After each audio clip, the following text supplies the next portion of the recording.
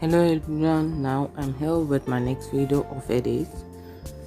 In this video I'm considering few topics of arrays, that is why we need array, and in our syllabus how many types of arrays we will deal with, and one type is SDA, and in that case I'm covering two things, that is assignment and function argument. How we can declare a single dimension array with assignment, and how we can declare a single dimension array with function argument. Two things I'm considering it.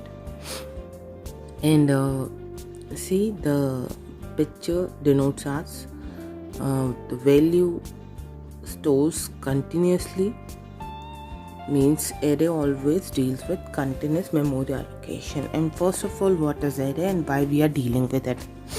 See, why we need array. First of all, see the first point, when the programmer have to create so many variables of a similar data type, then array is needed. Means if we need for example 10 integers. 10 integers means 10 numbers having same data type. We have to create 10 variables. Somehow we can create it, but in case of 50 students, if we have to store roll numbers, names, total marks and percentage of 50 students, see, then 50 variables we need, means 200 variables. We have to declare 200 variables, and then we have to accept value of 200 variables, means at least we have to accept 100 values, and then even total marks means 150, and then we can find it out percentage from the total marks, means at least 150 we have to accept, and we have to deal with 200 variables. Somehow we can deal with it, but if I'm talking about 500 students, then so many variables, means line increases, time increases, complexity increases, and even it is difficult to find bugs, errors. Error handling is difficult because of declaration. Lengthy programs is very difficult to understand, to deal with it. That's why to short our programs length, to remove complexities, arrays needed. See, basic details of array I'm talking about. Firstly, what you have to remember, an array is a collection of similar type of data, means homogeneous, which is stored in continuous memory location array is using. In the common terms, I'm going to use an array, that is either I'm using array name or subscripted variable, because the whole memory should have a particular name. Then we are going to recognize it, then we are going to call it. Name is necessary for that. Only one variable is able to store so many things of similar data type. That variable is subscripted variable, or we can say that variable is array name. And one more thing what we have to focus, that is subscript positions.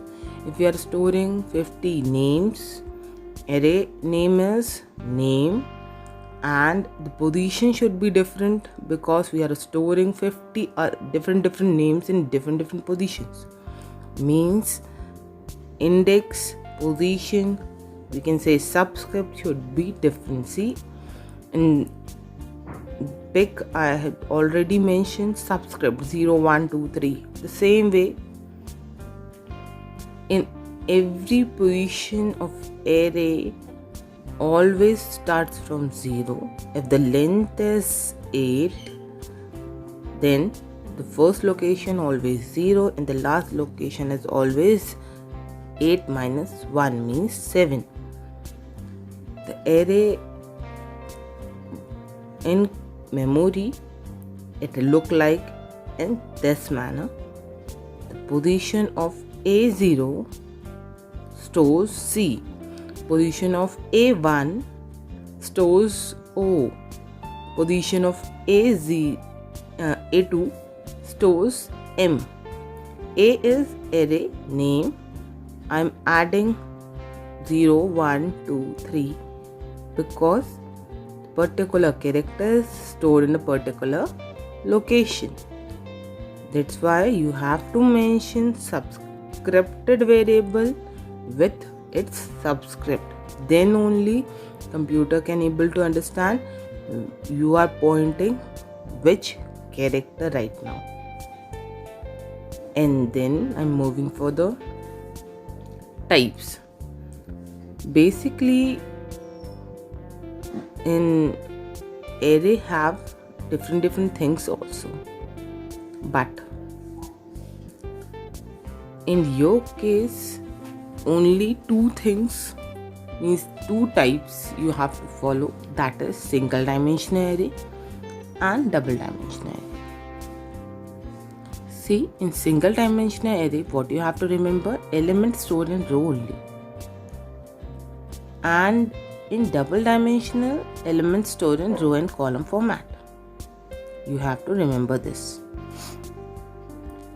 In single dimensional array, only one row contains every element in different index.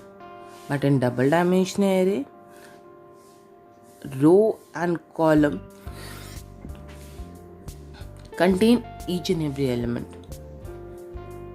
Means you remember that each and every different color is mentioned in front of you in double dimensional array. Each and every thing is known as cell. You know Excel, even in Excel, in matrix also, in maths you remember 3 cross 3 matrix. It is 3 cross 3 matrix, means it is a square matrix. In top, see some column indexes there, 0, 1 and 2. In bottom, see already mentioned row index 0, 1, 2. When 0, 0 combine together and meet together in one cell, that is 0, 0, that cell contains first number. Then 0, 1 intersect and create one cell, and that cell stores second number. The same way 0, 2 intersect and create third cell, and then the fourth number should be inside 1, 0, and then in 1, 1, and then in 1, 2. The same way in 2, 0, 2, 1 and 2, 2. Last element should be in 2, 2. This is the basic structure of double dimensional array. You have to focus basically on single dimensional array because this year 2021 and 22 ICSE removes double dimensional array from your course and they are going to focus on single dimensional array, but I am going to teach you both because it is very helpful for moving further and for your further studies. It is important. I'm going to teach you, and it's on you want to focus it or not. See, in declaration of single dimensional array there are three ways. Firstly is assignment, then function argument, then input statement. Three different ways we are having. Assignment, when we are providing values directly. Function argument when we are providing array in functions. An input statement when we don't know what user want to accept, then we have to declare in this way. Right now, don't focus on the declaration part, how we have to declare. I'm going to tell you how we are going to declare it. Firstly, just see in assignment case, we are providing values. In function argument, we are not providing value, we are dealing with directly with functions, and in that function we are writing array. And in input statement, the way is change, means I'm using new keyword, so that the memory area should be prepared first and then a user can enter values inside it. Again, I'm going to tell you about the syntax, how we are going to declare it, so they don't take tension about it. The next thing what we have to focus, that is function. Array provide one function without function bracket, because length is already in string also. That's why array provide length function without function bracket, which provides us number of elements. If you use array name dot length, that function provides you number of elements. See, right now we are dealing with assignment of single dimensional array. The syntax of single dimensional array is you have to write data type first and then array name, any array name, but try to write that which is related with it. If you are dealing with name, then write name. If you are dealing with address, write ADDR, something related with it. And then you have to store everything inside curly braces. See, I had written dot comma means first element then comma, second element then comma, third element then comma, and so on. In this way you have to write. It shows us one row containing different columns. See an example. Example, int a square bracket. First square bracket shows us opening and closing of curly braces, shows us single dimensional array. If the same way I am again placing it, it means double dimensional array. Int a square bracket open close is equals to 1, 2, 3, 4, 5. Means we are storing 5 different elements in an array. Array name is A. The elements were 5. Then the length is 5. If I am writing float A, means floating point value. Means what you have to remember, that is you have to place decimal. 1.5, 2.5, 3.5, 4.5 means total 4 elements. Length is 4. Char A contains A, B, C. When you are dealing with character, deals with single quotes, because character always present in single quotes. And the array size is 4. Same as string. See, whenever you are dealing with string, you have to deal with double quotes. That's why everything I had written in double quotes only. Same way, three locations we are having, that is 0, 1 and 2. In different location it stores. In first location it stores computer, in second location it stores S, and then in third location it stores fun. The arrow is placed wrongly, but you can understand what I want to say. Actually, when we are transferring one thing into another, the arrows change. So let it be.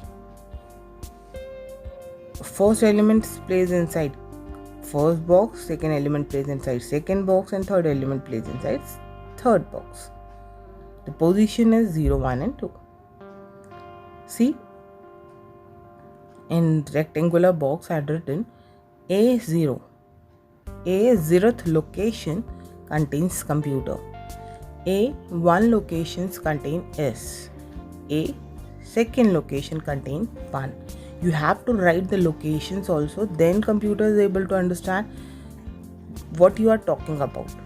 The correct name of that location is A0. If you are dealing with the whole array, then you have to represent it with A only, array name only. But when you are dealing with a particular location, then you have to write A0. Then the particular thing is going to be called, otherwise not. See, the program of assignment. If we are dealing with assignment, then we have to provide values directly. That's why I had written int a square bracket equals to 10, 20, 30, 40, anything inside curly braces with commas. This is the way of declaration of array by assignment. From this program, what I want to find sum and average of these 5 numbers. See how I am going to write it. In sum, I have to total it. All the values were integer, that's why sum is in integer format. And then I want average. Previously I don't know value of average, that's why I provided one value, that is initialization of average as well as sum. I provided the initialization of 0 and 0.0f. See, and then I want to find it out the total of array elements. That's why I written for int I equals to 0 semicolon I smaller than a dot length. Now I'm using length. Directly I can write 5 over there, but I'm using length so that you can able to understand how we are going to use that function. Array name dot length you have to write. Then array a dot length provide you 5 directly, or you can write 5 I0 semicolon I smaller than 5 semicolon I plus plus, means 0, 1, 2, 3, 4. 0 to 4 it comes one by one. 10 store in 0th location, 20 in 1, 30 in 2, 14 3 and 15 4. We want A0, A1, A2, A3, A4 one by one. That's why I had written I inside a square bracket. See, sum is equal to sum plus AI. I provides us the different locations, and for loop help us to add different element, to pick that element and to add that element into sum, and sum stores the value of that element inside it. After adding it, when we are added it together, then we have to come outside that loop because the addition portion is over. And what we have to find it out? Average. We know how we are going to find it out, the average. We have to write sum upon the length. If we are having 3 elements, then we have to divide it with 3. If we are having 5 elements, then we have to divide it 5. And if we are having 10 elements, then we have to divide it with 10. That's why, see, you have to deal with it. I am having a dot length. That's why I written AVG is equals to sum divided by a dot length. But you know that integer divided by integer is always a integer. And if you want float, then you have to explicitly convert it into float. That's why in front of it I had written float inside bracket. And after getting average, I displayed it. Sum and the average, I displayed it. See the next one. If the same thing I want to do with function argument, then we are not supposed to declare it. Where we have to declare? Inside the function bracket, means public static void main. The array part is declared inside the main function. The remaining part as it is I had written in inside main function. See, in place of string args, we had written int a square bracket. Means we are dealing with function argument right now. Function argument sense. Argument is whatever we are writing inside function bracket of a function, that is argument. Means now we are using main function for accepting values. That's why I written int a square bracket inside main function. And when we are try to run this program, one box appears, and in that box we have to mention the values of a, means values of an array. And you know how to provide values of an array inside curly braces. See, in the right side the method called box I'd already provided you so that it can visible easily.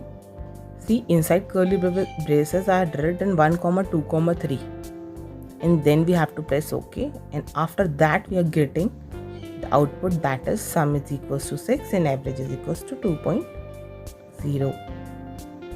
I think you are able to understand what I want to say about arrays, how we are going to deal with arrays. Go through it once and twice, and then if you have any of the doubts, you can message me and try to solve the question present in your book, solved or unsolved, whatever you want to take, you can take. In next video I'm going to tell you about how we are going to focus on accepting directly values from user. Presently only use assignments and function arguments for your programs. Slowly we are moving further so that you can able to understand what is array and how we are going to deal with it. This much for this video. Thanks for watching.